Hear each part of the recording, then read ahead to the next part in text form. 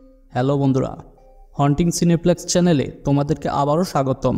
আজকের এই ভিডিওতে আমি হলিউডের most awaited prequel the first omen মুভিটি এক্সপ্লেন করতে চলেছি, যেটা 1976 সালের cult classic horror movie the omen এর প্রিকুয়েল দ্য ফার্স্ট ওমেন 2024 মুভিটি দ্য ওমেন মুভি সিরিজের 6th মুভি এবং 2024 সালে রিলিজ পাওয়া হরর মুভিগুলোর মধ্যে অন্যতম। তো আর কথা না বাড়িয়ে চলো শুরু করি আজকের movie explanation the first women. গল্পের শুরুতে আমরা ফাদার ব্যানন এবং ফাদার হ্যারিসকে দেখতে পাই। ফাদার হ্যারিস যে কিনা অতীতে অনেক বড় পাপ করেছিল। এরপর ফাদার ব্যানন সেই প্রিস্টকে একটি ছোট বাচ্চার ফটো দেখায়। ফাদার হ্যারিস তখন ফাদার ব্যাননকে জানায় ফটোতে থাকা এই বাচ্চাটিকে নর্মাল দেখা গেলেও আসলে এটি কোনো স্বাভাবিক বাচ্চা নয়, কেননা বাচ্চাটির জন্ম ন্যাচারালি হয়নি, যার নাম ছিল সিয়ানা। এ সময় ফাদার হ্যারিসকে কোনো গভীর চিন্তায় পড়ে থাকতে দেখা যায়। তখন আমাদের সামনে একটি ফ্ল্যাশব্যাক প্রেজেন্ট করা হয়, যেখানে একজন মেয়ের মুখে কালো কাপড় দিয়ে ঢেকে কিছু নান মিলে রিচুয়াল পারফর্ম করছে। মেয়েটি তখন বেশ ভয় বলতে থাকে এটি সে দ্বিতীয়বার করতে চায় না। ঠিক সেই মুহূর্তে আমরা মেয়েটির পাশে কোনো একটি ডিমনের উপস্থিতি অনুভব করতে পারি, তবে সেই ডিমনিক অ্যান্টিটিকে দেখতে পাই না। এ সময় একটি বাচ্চার কান্নার শব্দ শোনা যায়। এরপর ফাদার হ্যারিস যখন ফাদার ব্যাননকে কোনো এক গোপন রহস্য বলতে যাচ্ছিল, ঠিক তখন উপর থেকে লোহার পাইপের সাথে কাঁচ ভেঙে ফাদার হ্যারিসের মাথা বরাবর নিচে পড়ে যায়।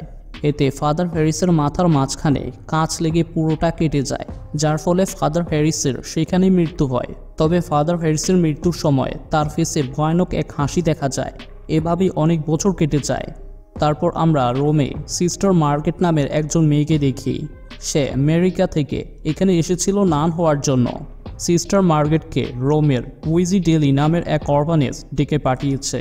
এ সময় রোমের চার্চের ফাদার বা কার্ডিনাল লরেন্স সিস্টার মার্গেটকে ওয়েলকাম করে। তাদের সাথে গাড়িতে ফাদার গ্যাব্রিয়েল নামের আরও একজন প্রিস্টকে দেখতে পাওয়া যায়। এরপর কার্ডিনাল লরেন্স এবং ফাদার গ্যাব্রিয়েলের সাথে সিস্টার মার্গেট অরফানেজে আসে, যেখানে সিস্টার মার্গেট নোটিস করে ওই অরফানেজে বেশিরভাগ মেয়েরাই থাকে। তখন সিস্টার মার্গেটের সাথে সিস্টার সিলভিয়া, অ্যাঞ্জেলিকা সহ 4 জনের দেখা হয়। সিস্টার অ্যাঞ্জেলিকা কিছুটা অদ্ভুত ধরনের মানুষ ছিল। এরপর সিস্টার মার্গেটকে যখন 2 জন সিস্টার তাদের অরফানেজকে ঘুরিয়ে দেখাচ্ছিল, ঠিক তখন কার্লিটা নামের একজন মেয়ের সাথে সিস্টার মার্গেটের দেখা হয়। কার্লিটা সবসময় ক্রিপি স্কেচ ড্রয়িং করত। এই সময় সিস্টার মার্গেটের নজরে পড়ে সিস্টার কার্লিটার আঁকা একটি স্কেচের উপরে, যেখানে দেখা যায় একটি মেয়ে বেডের ওপর শুয়ে চিৎকার করছে এবং মেয়েটির আশেপাশে কিছু নান দাঁড়িয়ে আছে। ঠিক তখন কার্লিটা সিস্টার মার্গেটকে জড়িয়ে ধরে লিক করতে শুরু করে। তখন সেখানে সিস্টার সিলভিয়া চলে এসে সিস্টার মার্গেটকে সরিয়ে নেয়। জানা যায় কার্লিটা একজন মানসিক রোগী। এরপর সিস্টার মার্গেটের সাথে তার রুমমেট লাজের দেখা হয়। তবে লাজ লুকিয়ে লুকিয়ে ড্রিঙ্ক করত এবং পার্টিতে গিয়ে চিল করত। এদিকে সিস্টার মার্গেটের সাথে অরফানেজে অদ্ভুত সব ঘটনা ঘটতে থাকে, তবে সিস্টার মার্গেট সেগুলোকে ইগনোর করে। সেইখানকার নিয়মকানুন এবং লোকাল ভাষা শিখে বাচ্চাদের সাথে অ্যাটাচ হওয়ার চেষ্টা করে। এ সময় সিস্টার মার্গেট দেখতে পায় কার্লিটা কোনো বাচ্চার সাথে মিশে না। অরফানেজ অথরিটি জোর করে কার্লিটাকে তার রুমে বন্দি করে রেখেছে, কেননা কার্লিটার মনে কিছু খারাপ ভিশন এবং চিন্তাভাবনা আসে। কার্লিটার চিকিৎসার জন্য অরফানেজ অথরিটি তাকে সব বাচ্চাদের থেকে দূরে রাখে। এছাড়া সিস্টার মার্গেট কার্লিটার ক্লাসমেট থেকে আরও জানতে পারে যে কার্লিটা এখন 12 বছরের কিশোরী, যেটি শুনে সিস্টার মার্গেট কিছুটা অবাক হয়ে যায়, কারণ কার্লিটাকে একজন অ্যাডাল্ট মেয়ের মতো দেখা যায়।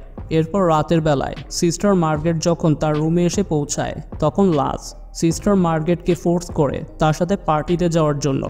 এক পর্যায়ে সিস্টার মার্গেট লাজের কথায় রাজি হয়ে তার সাথে পার্টিতে চলে যায়, যেখানে সিস্টার মার্গেট অনেক বেশি পরিমাণে ড্রিঙ্ক করে একটা ছেলের সাথে ড্যান্স করে।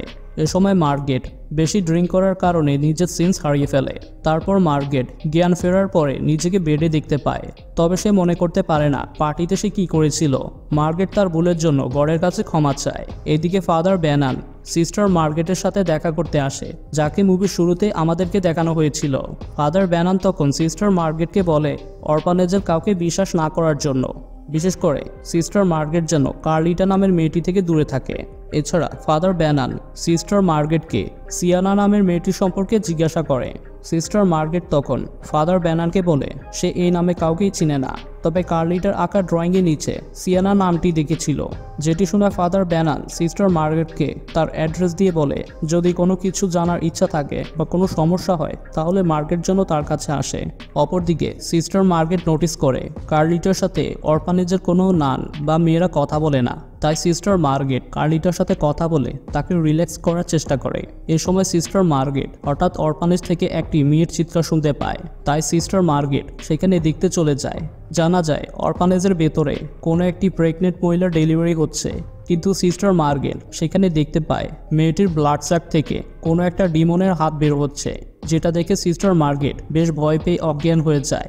এরপর সিস্টার মার্গারেট যখন চোখ খুলে সে ভাবতে থাকে যদি এই অরফানেজে কোনো মেয়ে সত্যি ম্যারিড না হয়ে থাকে তাহলে অরফানেজে জন্ম নেওয়া বাচ্চাগুলোর পিতা আসলে কে।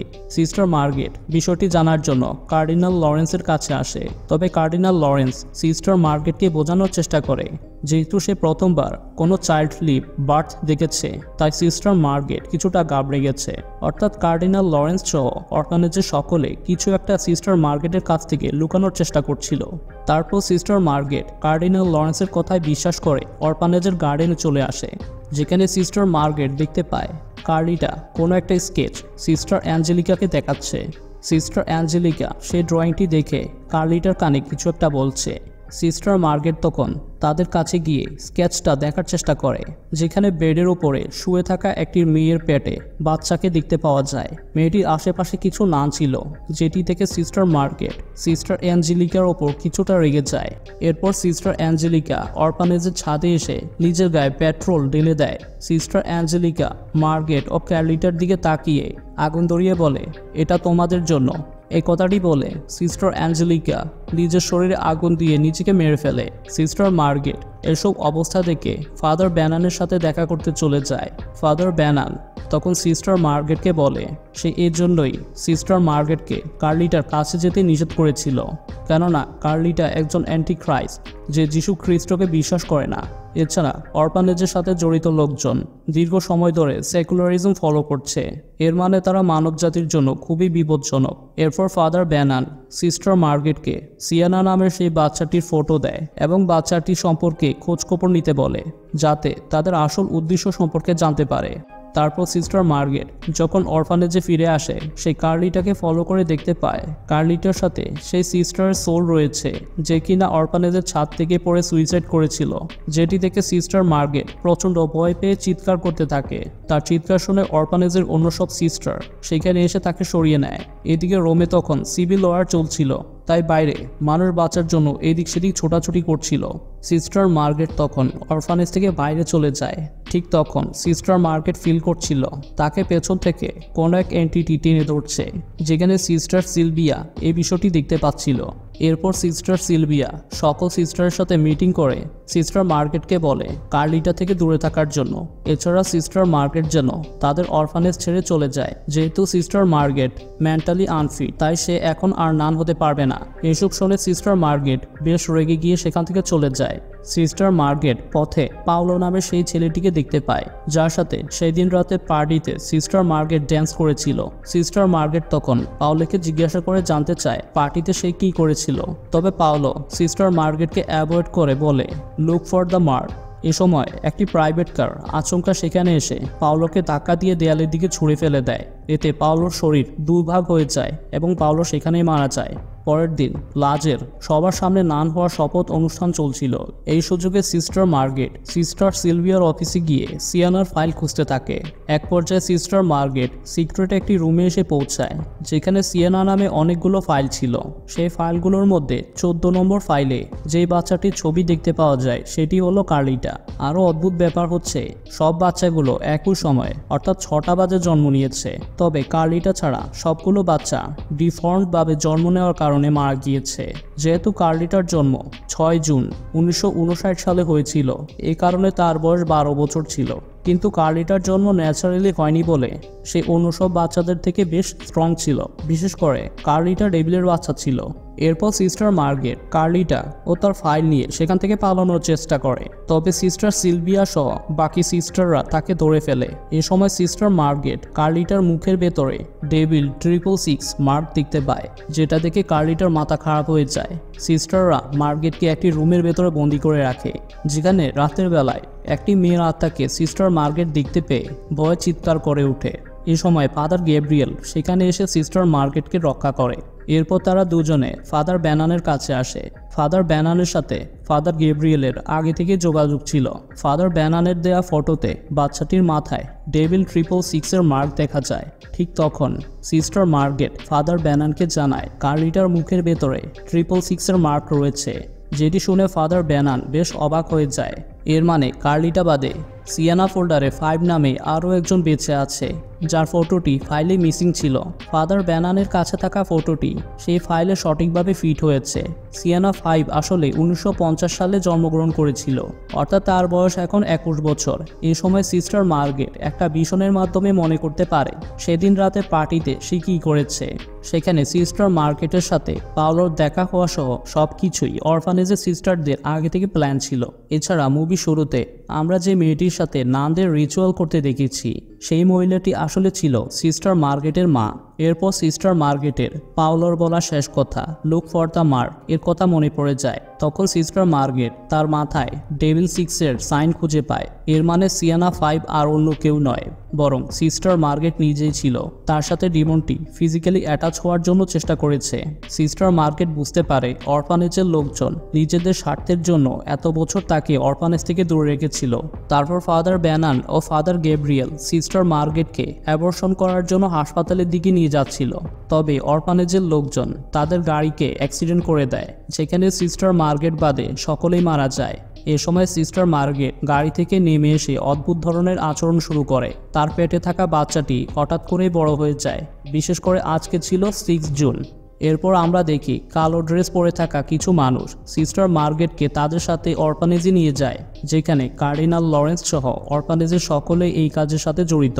কার্ডিনাল লরেন্স তখন সিস্টার মার্গেটকে জানায় মার্গেট আসলে অ্যান্টাইক্রাইস্ট নয়, বরং তারা রিচুয়ালের মাধ্যমে কোনো এক ডিমনিক এন্টিটিকে ডেকে কন্ট্রোল করে, যাতে সেই এন্টিটি নিজের সন্তানের সাথে অ্যান্টিমেট হয়ে অ্যান্টাইক্রাইস্ট জন্ম দেয়। অর্থাৎ কার্লিটা ও সিস্টার মার্গেট নর্মালি জন্ম নিয়েছিল, তবে মার্গেট যদি তাদের স্বার্থের জন্য ব্যর্থ হয়ে যায়, তাহলে তারা সঠিক সময় আসার পরে কার্লিটার ওপর আবার রিচুয়াল করবে।